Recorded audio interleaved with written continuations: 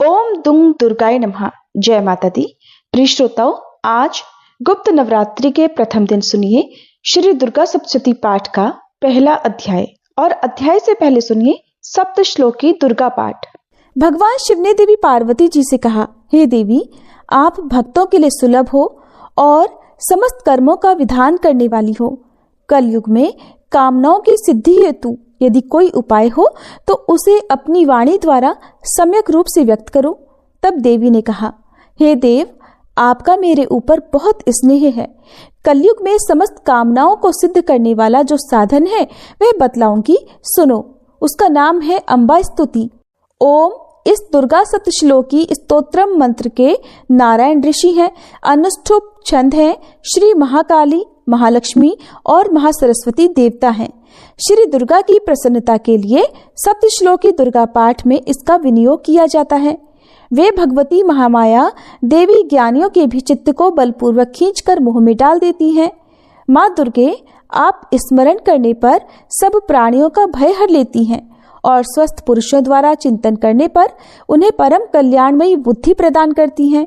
दुख, दरिद्रता और भय हरने वाली देवी, आपके सिवा दूसरा कौन है जिसका चित्त सबका उपकार करने के लिए सदा ही दयाद्र रहता हो। नारायणी, आप सब प्रकार का मंगल करने वाली और मंगलमयी हो। कल्याणदायिनी शिवा हो। सब पुरुषार्थों को सिद्ध करने वाली, शरणागत वत्सला, 3 नेत्रों वाली और गौरी हो। आपको नमस्कार है। शरण में आए हुए दीनों और पीड़ितों की रक्षा में संलग्न रहने वाली तथा सबकी पीड़ा दूर करने वाली नारायणी देवी, आपको नमस्कार है। सर्वस्वरूपा सर्वेश्वरी तथा सब प्रकार की शक्तियों से संपन्न दिव्य रूपा दुर्गे देवी, सब भयों से हमारी रक्षा करो। आपको नमस्कार है। देवी, आप प्रसन्न होने पर सब रोगों को नष्ट कर देती हो और कुपित होने पर मनोवांछित सभी कामनाओं का नाश कर देती हो। जो लोग आपकी शरण में जा चुके हैं उन पर विपत्ति तो आती ही नहीं। आपकी शरण में गए हुए मनुष्य दूसरों को शरण देने वाले हो जाते हैं। सर्वेश्वरी, आप इसी प्रकार तीनों लोकों की समस्त बाधाओं को शांत करो और हमारे शत्रुओं का नाश करती रहो। इस तरह से श्री दुर्गा सप्तश्लोकी संपूर्ण हुआ। अब माँ भगवती दुर्गा का आप सभी मन में ध्यान करते हुए प्रथम अध्याय का भी श्रवण कीजिए। इस अध्याय में मेधा ऋषि ने राजा सुरथ और समाधि को देवी भगवती की महिमा बताते हुए मधु कैटभ के वध का वर्णन किया है। ओम नमः चंडिकाय। ओम प्रथम चरित्र के ब्रह्मा ऋषि, महाकाली देवता, गायत्री छंद, नंदा शक्ति, रक्तदंती का बीज, अग्नि तत्व, ऋग्वेद स्वरूप हैं। श्री महाकाली देवता की प्रसन्नता के लिए प्रथम चरित्र के जप में विनियोग किया जाता है। भगवान विष्णु के सो जाने पर मधु और कैटभ को मारने के लिए कमल जन्मा ब्रह्मा जी ने जिनका स्तवन किया था, उन महाकाली देवी का मैं सेवन करती हूँ। वे अपने 10 हाथों में खड्ग, चक्र, गदा, बाण, धनुष, परिघ, शूल, भुषुंडी, मस्तक और शंख धारण करती हैं। उनके 3 नेत्र हैं। वे समस्त अंगों में दिव्य आभूषणों से विभूषित हैं। उनके शरीर की कांति नीलमणि के समान है और वे 10 मुख और 10 पैरों से युक्त हैं।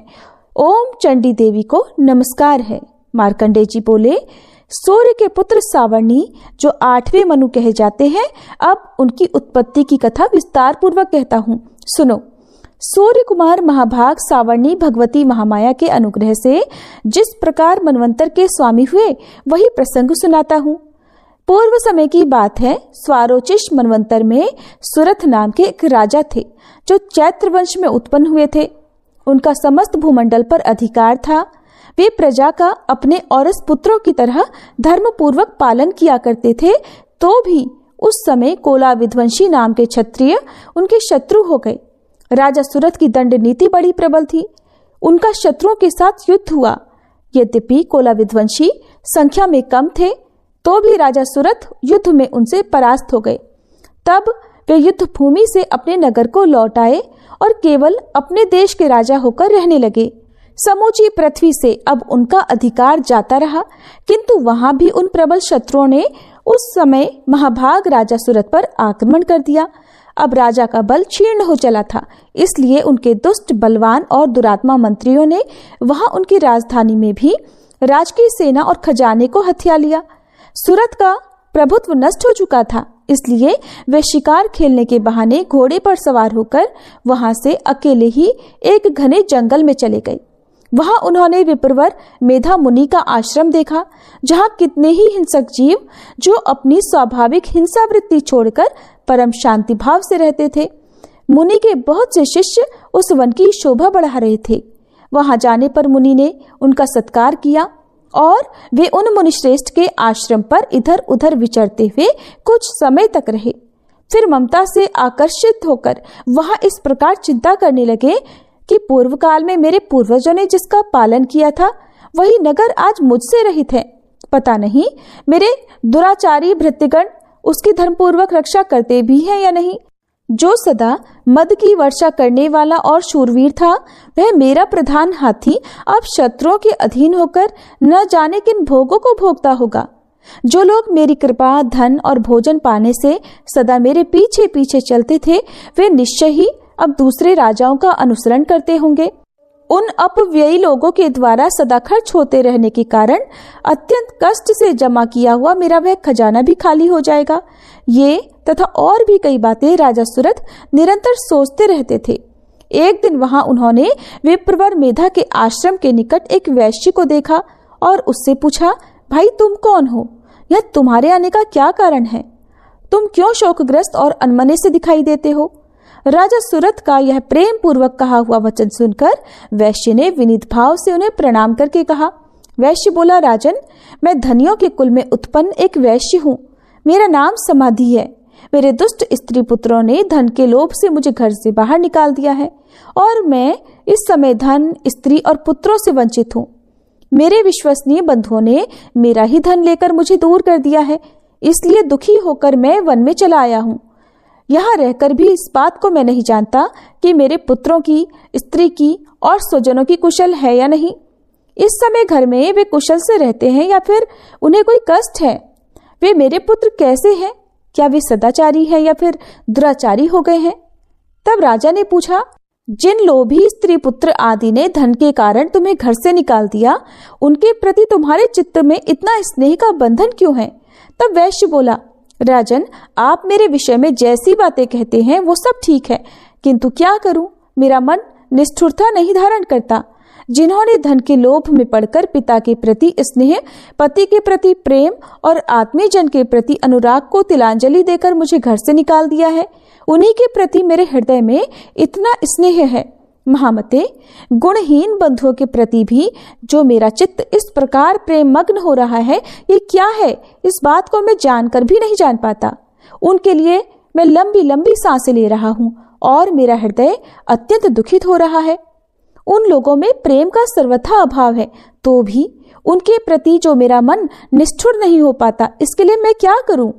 तब मार्कंडेय जी कहते हैं, ब्राह्मण, तदंतर राजाओं में श्रेष्ठ सूरत और वह समाधि नामक वैश्य दोनों साथ साथ मेधा मुनि की सेवा में उपस्थित हुए और उनके साथ यथा योग्य न्यायानुकूल विनयपूर्ण बर्ताव करके बैठे। इसके बाद वैश्य और राजा ने कुछ वार्तालाप आरंभ किया। राजा ने कहा, भगवान, मैं आपसे एक बात पूछना चाहता हूँ, उसे बताइए। मेरा चित्त अपने अधीन न होने के कारण वह बात मेरे मन को बहुत दुख देती है। जो राज्य मेरे हाथ से चला गया है, उसमें और उसके संपूर्ण अंगों में मेरी ममता अभी तक बनी हुई है। मुनि श्रेष्ठ ये जानते हुए भी कि वह अब मेरा नहीं है, अज्ञानी की तरह मुझे उसके लिए दुख होता है। ये क्या है? और इधर ये वैश्य भी घर से अपमानित होकर आया है। इसके पुत्र, स्त्री और भृत्यों ने इसे छोड़ दिया है। स्वजनों ने भी इसका परित्याग कर दिया है, तो भी ये उनके प्रति अत्यंत हार्दिक स्नेह रखता है।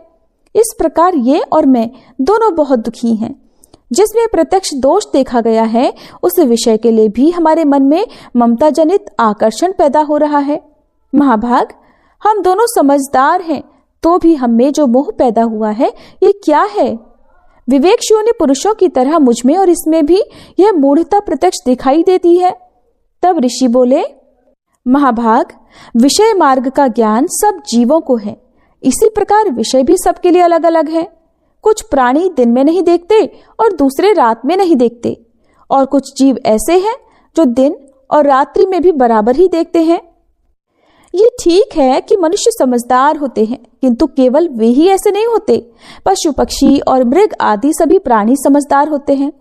मनुष्यों की समझ भी वैसी ही होती है जैसी उन मृग और पक्षियों की होती है, और जैसी मनुष्यों की होती है वैसी ही उन मृग पक्षी आदि की होती है। ये तथा अन्य बातें भी प्रायः दोनों में समान ही हैं। समझ होने पर भी इन पक्षियों को तो देखो, ये स्वयं भूख से पीड़ित होते हुए भी मोहवश बच्चों की चोंच में कितने चाव से अन्न के दाने डाल रहे हैं। राजन, क्या तुम नहीं देखते कि ये मनुष्य समझदार होते हुए भी लोभवश अपने किए हुए उपकार का बदला पाने के लिए पुत्रों की अभिलाषा करते हैं? हालांकि उन सब में समझ की कमी नहीं है, फिर भी वे संसार की स्थिति अर्थात जन्म मरण की परंपरा बनाए रखने वाले भगवती महामाया के प्रभाव द्वारा ममतामय भंवर से युक्त मोह के गहरे गड्ढे में गिराए गए हैं। इसलिए इसमें आश्चर्य नहीं करना चाहिए। जगदीश्वर भगवान विष्णु की योग निद्रा रूपा जो भगवती महामाया है, उन्हीं से ये जगत मोहित हो रहा है। वे भगवती महामाया देवी ज्ञानियों के भी चित्त को बलपूर्वक खींचकर मोह में डाल देती हैं। वे ही इस संपूर्ण चराचर जगत की सृष्टि करती हैं, और वे ही प्रसन्न होने पर मनुष्यों को मुक्ति के लिए वरदान भी देती हैं। वे ही परा विद्या, संसार बंधन और मोक्ष की हेतुभूता सनातनी देवी तथा संपूर्ण ईश्वरों की भी अधीश्वरी हैं। राजा ने पूछा, भगवन, जिन्हें आप महामाया कहते हैं वे देवी कौन हैं? ब्राह्मण, उनका आविर्भाव कैसे हुआ और उनके चरित्र कौन कौन हैं? ब्रह्मवेत्ताओं में श्रेष्ठ महर्षि, उन देवी का जैसा प्रभाव हो, जैसा स्वरूप हो और जिस प्रकार प्रादुर्भाव हुआ हो, वो सब मैं आपके मुख से सुनना चाहता हूँ। तब ऋषि बोले, राजन, वास्तव में तो वे देवी नित्य स्वरूपा ही हैं।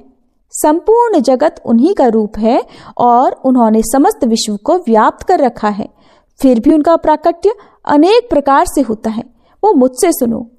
यद्यपि वे नित्य और अजन्मा है, फिर भी जब देवताओं का कार्य सिद्ध करने के लिए प्रकट होती हैं, उस समय लोक में उत्पन्न हुई कहलाती हैं।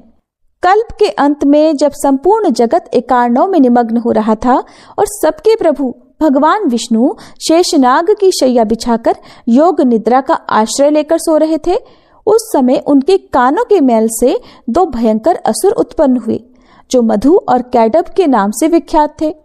वे दोनों ब्रह्मा जी का वध करने को तैयार हो गए। भगवान विष्णु के नाभि कमल में विराजमान प्रजापति ब्रह्मा जी ने जब उन दोनों भयानक असुरों को अपने पास आया और भगवान को सोया हुआ देखा, तब एकाग्रचित्त होकर उन्होंने भगवान विष्णु को जगाने के लिए उनके नेत्रों में निवास करने वाली योग निद्रा का स्तवन आरंभ किया, जो इस विश्व की अधीश्वरी जगत को धारण करने वाली, संसार का पालन और संहार करने वाली तथा तेजा स्वरूप भगवान विष्णु की अनुपम शक्ति है। उन्हीं भगवती निद्रा देवी की भगवान ब्रह्मा स्तुति करने लगे। ब्रह्मा जी ने कहा, देवी, आप ही स्वाहा, आप ही स्वधा और आप ही वशटकार हो।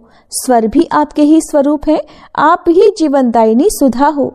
नित्य अक्षर प्रणव में अकार, उकार, मकार इन तीन मात्राओं के रूप में आप ही स्थित हो, और इन तीन मात्राओं के अतिरिक्त जो बिंदु रूपा नित्य अर्ध मात्रा है, जिसका विशेष रूप से उच्चारण नहीं किया जा सकता, वो भी आप ही हो। देवी, आप ही संध्या, सावित्री और परम जननी हो। देवी, आप ही इस विश्व ब्रह्मांड को धारण करती हो। आपसे ही इस जगत की सृष्टि होती है, आपसे ही इसका पालन होता है, और सदा आप ही कल्प के अंत में सबको अपना ग्रास बना लेती हो। जगन्मयी देवी, इस जगत की उत्पत्ति के समय आप सृष्टि रूपा हो, पालन काल में स्थिति रूपा हो और कल्पांत के समय संहार रूप धारण करने वाली हो। आप ही महाविद्या, महामाया, महामेधा, महास्मृति, महामोह रूपा महादेवी और महासुरी हो।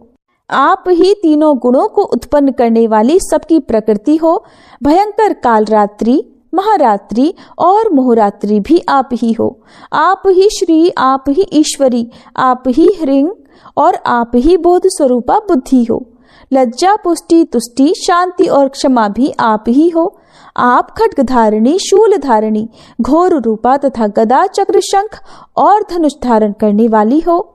बाण, भुशुंडी और परिघ ये भी आपके ही अस्त्र हैं। आप सौम्य और सौम्यतर हो। इतना ही नहीं, जितने भी सौम्य और सुंदर पदार्थ हैं उन सब की अपेक्षा आप अत्यधिक सुंदरी हो। पर और अपर सबसे परे रहने वाली परमेश्वरी आप ही हो। सर्वस्वरूपे देवी, कहीं भी सत असत रूप जो कुछ वस्तुएं हैं और उन सब की जो शक्ति है वो आप ही हो। ऐसी अवस्था में आपकी स्तुति क्या हो सकती है? जो इस जगत की सृष्टि, पालन और संहार करते हैं, उन भगवान को भी जब आपने निद्रा के अधीन कर दिया है, तब आपकी स्तुति करने में यह कौन समर्थ हो सकता है? मुझको, भगवान शंकर को तथा भगवान विष्णु को भी आपने ही शरीर धारण कराया है, अतः आपकी स्तुति करने की शक्ति किसमें है? देवी, आप तो अपने इन उदार प्रभावों से ही प्रशंसित हो। ये जो दोनों दुर्धर्ष असुर मधु और कैटभ हैं, इनको मुंह में डाल दो और जगदीश्वर भगवान विष्णु को शीघ्र ही जगा दो। साथ ही इनके भीतर इन दोनों महान असुरों को भी मार डालने की बुद्धि उत्पन्न कर दो। ऋषि कहते हैं, राजन, जब ब्रह्मा जी ने वहां मधु और कैटभ को मारने के उद्देश्य से भगवान विष्णु को जगाने के लिए तमोगुण की अधिष्ठात्री देवी योग निद्रा की इस प्रकार स्तुति की, तब वे भगवान के नेत्र, मुख, नासिका, बाहु, हृदय और वक्ष स्थल से निकलकर अव्यक्त जन्मा ब्रह्मा जी की दृष्टि के समक्ष खड़ी हो गई। योग निद्रा से मुक्त होने पर जगत के स्वामी भगवान जनार्दन उस एकार्णव के जल में शेषनाग की शैया से जाग उठे। फिर उन्होंने उन दोनों असुरों को देखा। वे दुरात्मा मधु और कैटभ अत्यंत बलवान तथा पराक्रमी थे और क्रोध से लाल आंखें किए वे ब्रह्मा जी को खा जाने के लिए उद्योग कर रहे थे। तब भगवान श्री हरि ने उठकर उन दोनों के साथ 5000 वर्षों तक केवल बाहुयुद्ध किया। वे दोनों भी अत्यंत बल के कारण उन्मत्त हो रहे थे। इधर महामाया ने उन्हें मोह में डाल रखा था, इसलिए वे भगवान विष्णु से कहने लगे, हम तुम्हारी वीरता से संतुष्ट हैं, तुम हम लोगों से कोई वर मांगो। तब श्री भगवान बोले, यदि तुम दोनों मुझ पर प्रसन्न हो तो अब मेरे हाथों मारे जाओ। बस इतना सही वर मैंने मांगा है, यहाँ दूसरे किसी वर से क्या लेना है। ऋषि कहते हैं, इस प्रकार धोखे में आ जाने पर जब उन्होंने संपूर्ण जगत में जल ही जल देखा, तब कमल नयन भगवान ने कहा, जहाँ पृथ्वी जल में डूबी हुई न हो, जहाँ सूखा स्थान हो, वहीं हमारा वध करो। ऋषि कहते हैं, तब तथास्तु कहकर शंख, चक्र और गदा धारण करने वाले भगवान ने उन दोनों के मस्तक अपनी जांघ पर रखकर चक्र से काट डाले। इस प्रकार ये देवी महामाया ब्रह्मा जी की स्तुति करने पर स्वयं प्रकट हुई थी। अब पुनः तुमसे उनके प्रभाव का वर्णन करता हूँ, सुनो। प्रिय श्रोताओं, इसके बाद दूसरे अध्याय में इसके आगे का वृत्तांत आप सभी सुनेंगे। अब सुनिए श्री दुर्गा कवच पाठ। दुर्गा कवच पाठ प्रत्येक दिन दुर्गा सप्तशती के साथ साथ करना चाहिए। इस श्री चंडी कवच के ब्रह्मा ऋषि, अनुष्टुप छंद, चामुंडा देवता, अंग न्यास में कही गई माताएं बीज, दिग्बंध देवता तत्व हैं। श्री जगदम्बा की प्रीति के लिए सप्तशती के पाठांग भूत जप में इसका विनियोग किया जाता है। चंडिका देवी को नमस्कार है। मार्कंडेय जी ने कहा, पितामह, जो इस संसार में परम गोपनीय तथा मनुष्यों की सब प्रकार से रक्षा करने वाला है और जो अब तक आपने दूसरे किसी के सामने प्रकट नहीं किया हो, ऐसा कोई साधन मुझे बताइए।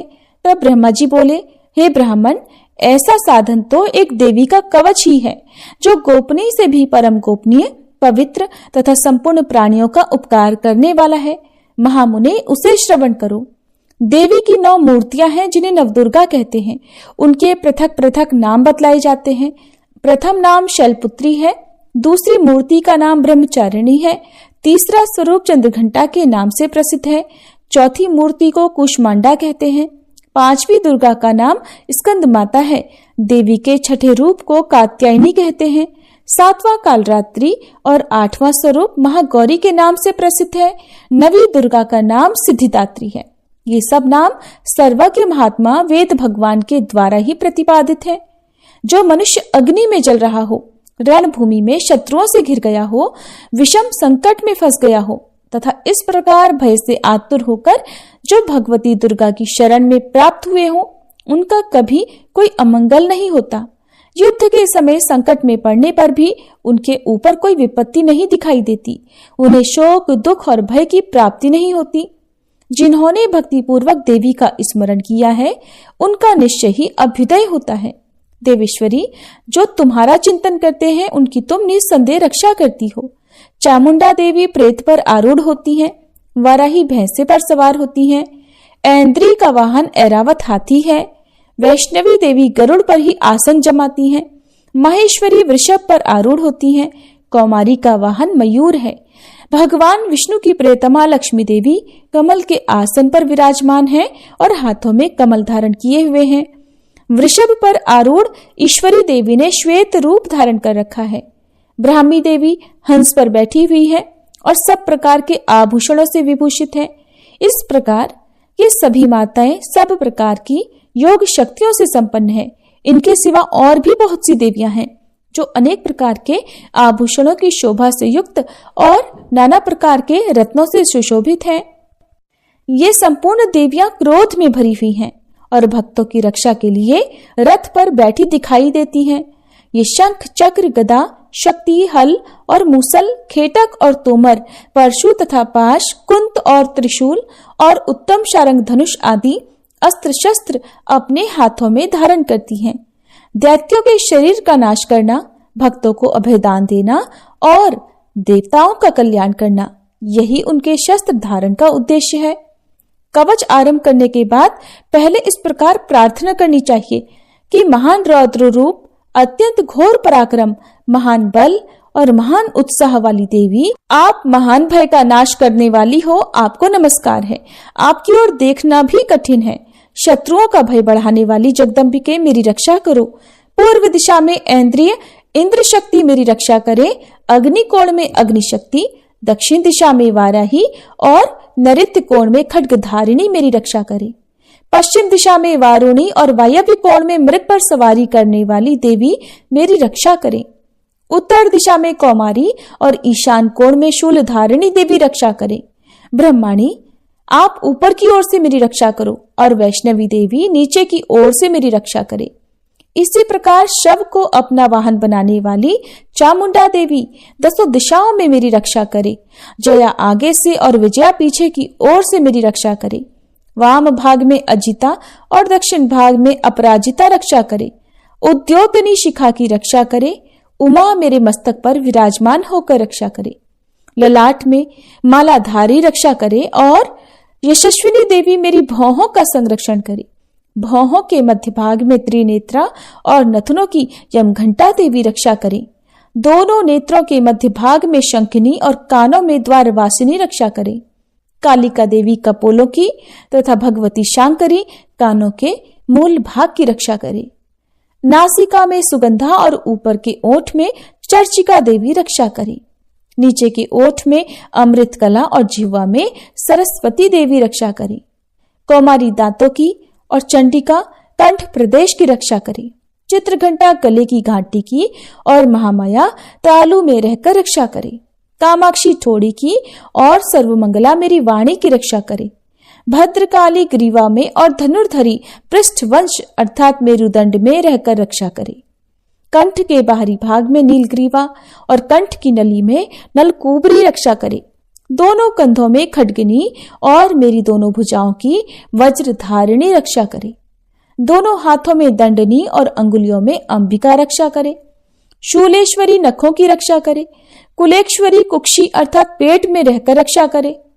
महादेवी दोनों स्तनों की और शोक विनाशिनी देवी मन की रक्षा करे।